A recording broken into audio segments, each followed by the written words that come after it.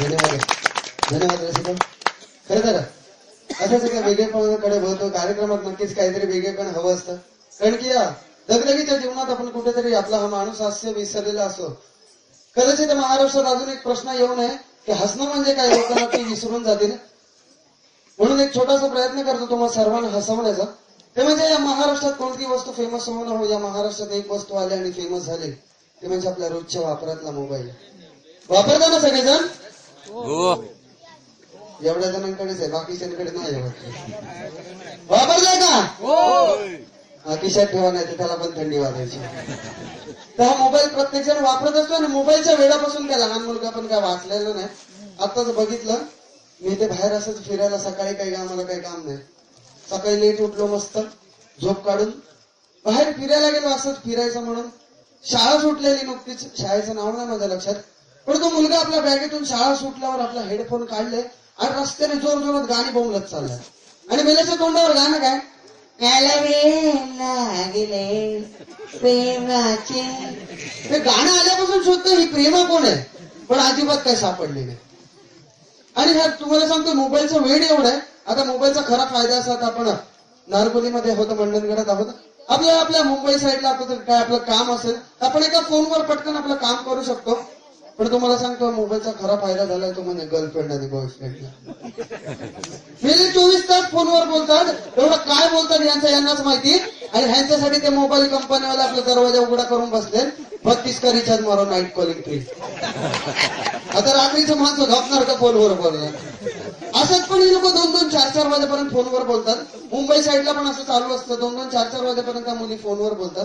तर कल्पना करा, बोलायचं वाटतं तू एकच शिटी वाजली म्हणून वाटलं मला. खरं 2-2, 4-4 वाजेपर्यंत लोक फोनवर बोलतात. तर कल्पना करा की विचार करा की मुलगी आपल्या घरी झोपले, उजव्या बाजूला तिची आई, डाव्या बाजूला तिचे वडील झोपले. अशा तर रात्री 2च्या दरम्यान तिच्या बॉयफ्रेंडचा, प्रियकराचा फोन आला. तिच्या फोनवर बोलताना आवाज कसा असेल बघा. आवाज आवडला तर नक्कीच तुमच्या टाळ्या सुद्धा त्याबाबत वाजू द्यात. रात्रीच्या 2:30 वाजलेले. पहिल्या रिंग मध्ये फोन उचलला गेला. ती आपल्या मुलगी घरी झोपले, उजव्या बाजूला तिची आई, डाव्या बाजूला तिचे वडील आहे. पहिल्या रिंग मध्ये फोन उचलला गेला, तिथून आवाज आला, हॅलो, हा बोल. तिथून त्या मुलीचा आवाज कसा येतो बघा. काय ग तुझ्या आवाजाला काय झालं. काय ग तो टकल्या कुठे टकल्या. काय ग आज बाईकवरून येताना त्याने आपल्याला बघितलं काय, बोललं की नाही. पप्पा बोलले. अरे काय बोलले. पप्पा बोलले. अरे काय बोलले. पप्पा बोलले रिक्षाला घेतलेले पैसे परत दे. तुम्हा कलाकारांचा राज होता, मला कलाकारांचा राज्य असतं. खरं तर तुम्हा कलाकारांचा राज होता, मला कलाकारांचं राज्य असतं. शेवटी तुम्हा सर्वांना हसवणं हे मग कलावंताचं भाग्य असतं, कलावंताचं भाग्य असतं. आणि असंच आपल्या नृत्यातून, आपल्या अदाकारीतून आपल्याला हसवण्यासाठी या रंगमंचावर आमंत्रित करतोय. असाच आमचा हा लाडाचा कलावंत. खरं तर आज होळी महोत्सवाला गेल्या काही दिवसात भरपूर काही आपल्या गावात होत आहे, नमुने पाहायला मिळत आहे. मी प्रथम क्षणी असं काही पाहतोय तर प्रथम क्षणी स्वतःसाठी जरा जोरदार टाळ्या होऊन जातात. असा उत्सव सादर करणं म्हणजे कसं. खरं तर यातली प्रथा पूर्वीकाळ चालत आलेली असते, पण आजही या कलियुगात अशा काही प्रथा अजूनही जोपासणं म्हणजे खरं तर त्याला भरपूर मोलाचं स्थान मिळालं हेच खरं तर महत्वाचं. आणि याच कारणाने माझ्या एका मुंबईच्या मित्राला इथे बोलवलेलं, पण मला नेहमीच उशिरा येतो, कधी टायमावर येणार नाही. बघू त्याला एकदा आवाज देऊन आलाय का. हे शिरप्या झाडावर बसलाय समोर. गाणं लावा, गाणं लावा तरी ये. समोर बसलाय कुठे, माईकवर बोलतोय बघा. आजूबाजूला आपला बसला असेल जरा बघा. शिरप्याचा आवाज बसलाय.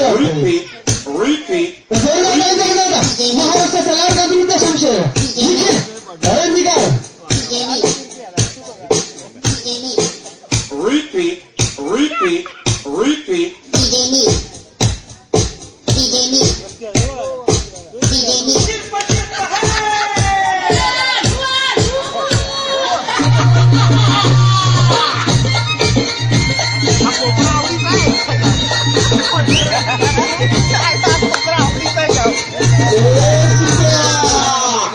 घोंगडे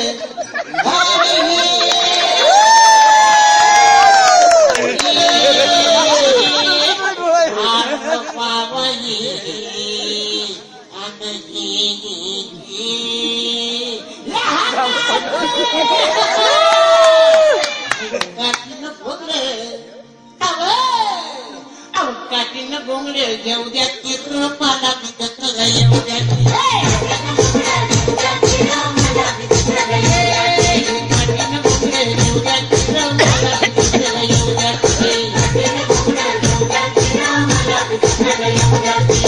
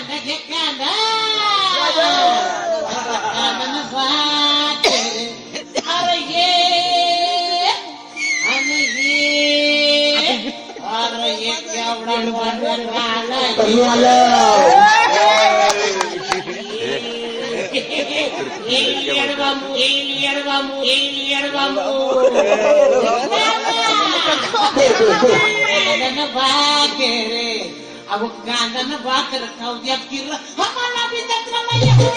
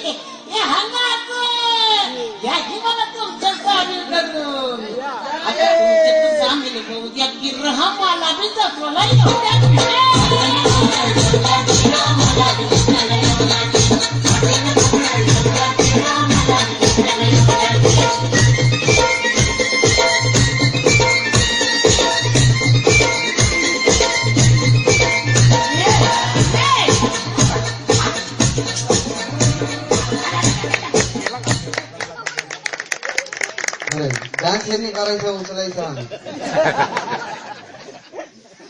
आयुष्यभर उचलायचंच ते असो. तर रसिक वळणार होतं कार्यक्रमातल्या या पुढच्या गीताकडे. खरं तर या महाराष्ट्राचा लाडका देखणा अशा रूपाकडे म्हणजे अर्थातच महाराष्ट्राच्या लाडक्या लावणीकडे आणि अशीच ही लावणी होती. अहो नृत्याची लेणी आणि शृंगाराची लेणी, नृत्याची लेणी आणि शृंगाराची लेणी, त्यातून जन्माला आली सुंदर अशी लावणी. आणि अशी का ती लावणी आपल्या समोर घेऊन येतं आणि कळतं का ती यांना लावणी होती अशी म्हणते की मला प्रीतीच्या झुल्यात झुलवा. आणि हे तर सांगण्यासाठी या रंगाच्या रामात तरी करतो त्याला आले शिलावट बी लावत भाग्यशाल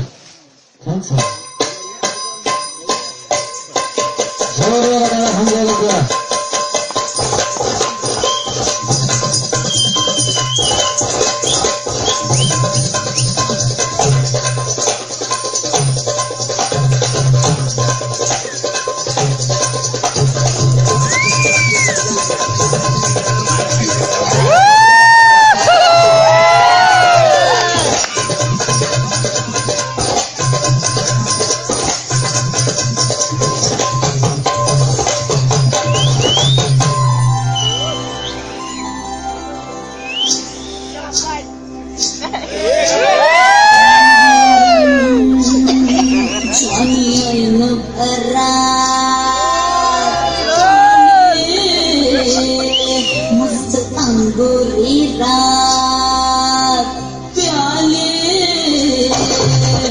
मदनाचे रूप सुंदर गुंडाची अक्षरा गुलजार नार देखणी नखरे लटक खांदणे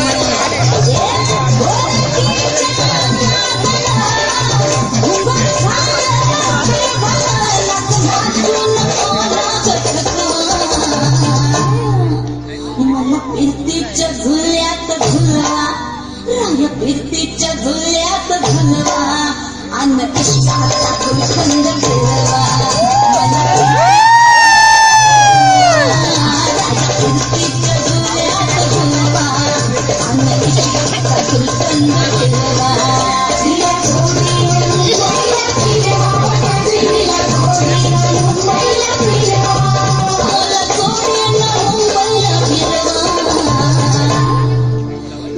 फिरतीच्या झुल्यात झुलवा राय फिरतीच्या झुल्यात झुलवा अन्न इष्टाचा गुलकंद फिरवा मला फिरतीच्या झुल्यात झुलवा अन्न इष्टाचा गुलकंद फिरवा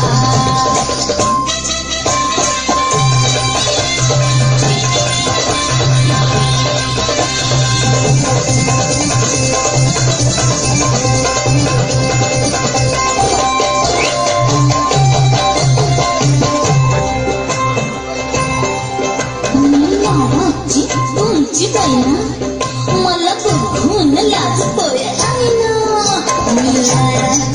तुमची बहिणा मला बघून लाजतोय हसली नाही कधी कोणा चुपांची केली मिठाईना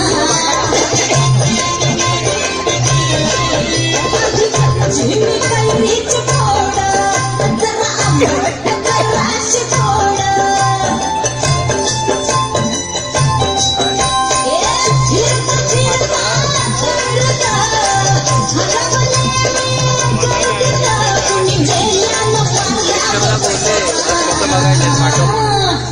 आधी जाऊन हो आधी जाऊन पोलीस बोलवा आधी जाऊन पोलीस बोलवा मग खुशाल पतंग उडवा मला फिरतीच्या झुल्यात झुलवा मन इष्टाचा गुलकंद फिरवा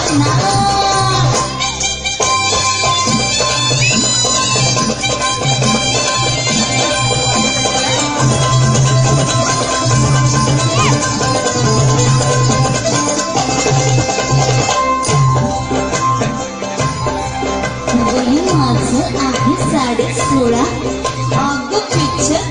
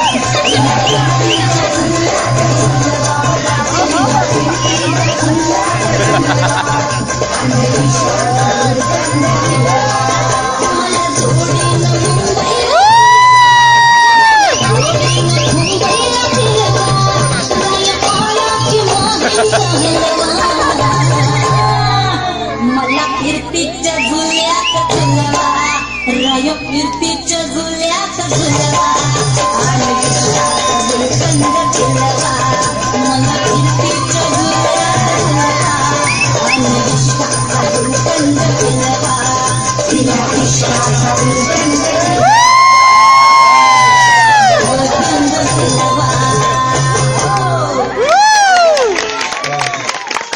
काय हो मित्रांनो, कशी वाटली?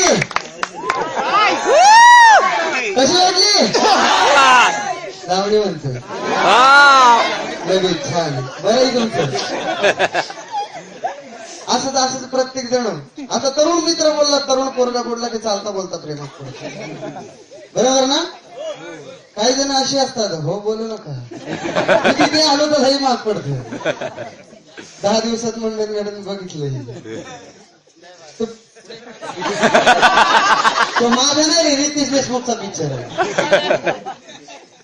प्रत्येक जण प्रेम करतो खरं तर, परंतु आज जो माझा लाडका मित्र प्रेम करतो त्याला माझं नक्कीच सांगणं आहे. तेरे मत मोरोईन बेवफा असे नाव केले, अरे मत मोरोईन बेवफा असे नाव केले, अरे दोघर जण मिलेगी तेरे कफन केले. मत मोरोईन बेवफा असे नाव केले, अरे दोघर जण मिलेगी तेरे कफन के लिए, मरना है तुम अपने वतन के लिए, फिर देगा लाखों ने आपका दुपट्टा फाड़ देगी तेरे कफन के लिए. अरे न बाहरों को देखी न हसीन नजरों में क्या रखा है, अरे न बाहरों को देखी न हसीन नजरों में क्या रखा है, अरे प्यार करना है तो अपने माँ बाप पे करो, इन बदनाम बेवफा हसीनाओं में क्या रखा है. आता वाजवत आहे घरी 2 महिने जेवायची वांदे. एवढं तर नक्की आहे. आता बघा तुमच्यावरच फोकस आहे इथे, सगळं दिसतंय इथून, फक्त लांबचं सोडून. झालं रसिक होणार. आता एक भजनाची फरमाईश आमच्यापर्यंत आलेली की राव एक भजन झालं पाहिजे. भजन नक्की कोणतं घ्यायचं, तरी एक भजन आम्ही निवडलंय, नक्की तुम्हाला आवडेल. आनंद शिंदे आणि अवधूत गुप्ते यांचं हे भजन आहे. नुकतंच त्यांनी गायले. आपल्यासमोर घेऊन त्यांचं जोरदार काय त्यांचं स्वागत करायचं. मागाशी झालेल्या गाण्यासाठी, कांदा भाकर गाण्यासाठी 100 रुपयाचं बक्षीस झालंय श्रीकांत पांढरे यांच्याकडून. मंडळ त्यांचा आभारी आहे.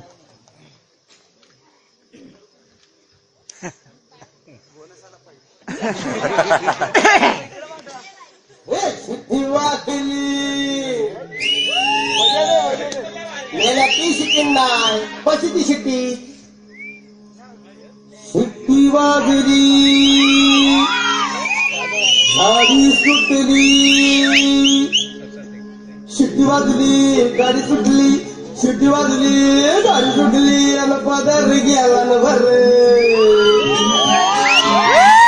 पदर गेला न भर, पोरी जरा जपून दांडा धर, पोरी जरा जपून दांडा धर, पोरी जरा जपून दांडा धर, पोरी जरा जपून दांडा धर, शिट्टी वाजली गाडी सुटली, आणि पदर गेला न भर, पोरी जरा जपून दांडा धर, पोरी जरा जपून दांडा धर, पोरी जरा जपून दांडा धर, पोरी जरा जपून दांडा धर.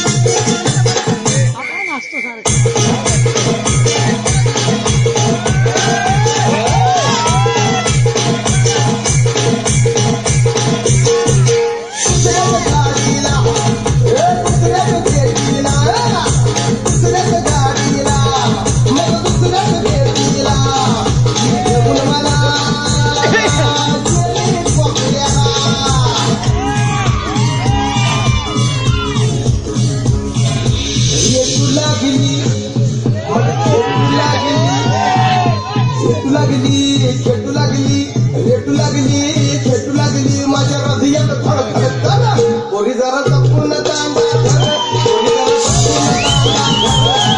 जपून दांडा धर पोरी जरा जपून दांडा धर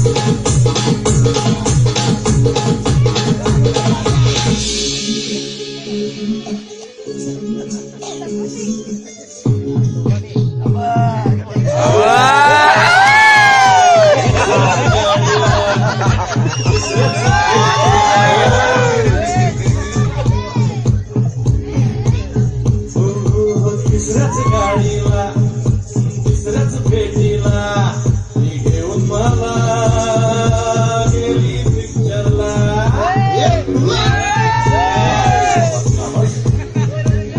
ती घेऊन याला गेली पिक्चरला हो लागली माझा टाकल्याचं फिरे कोणी जरा संपूर्ण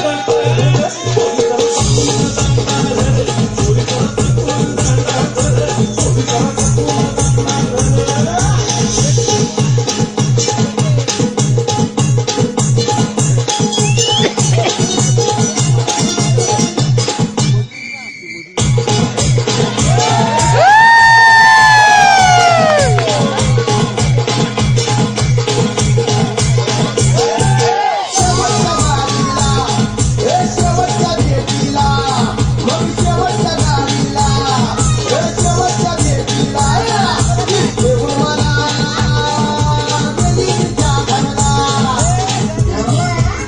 काय बोलतो भाऊ भाऊ मग ये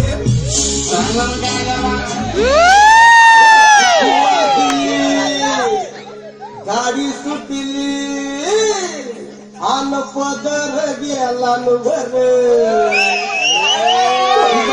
पुन्हा दांडा धर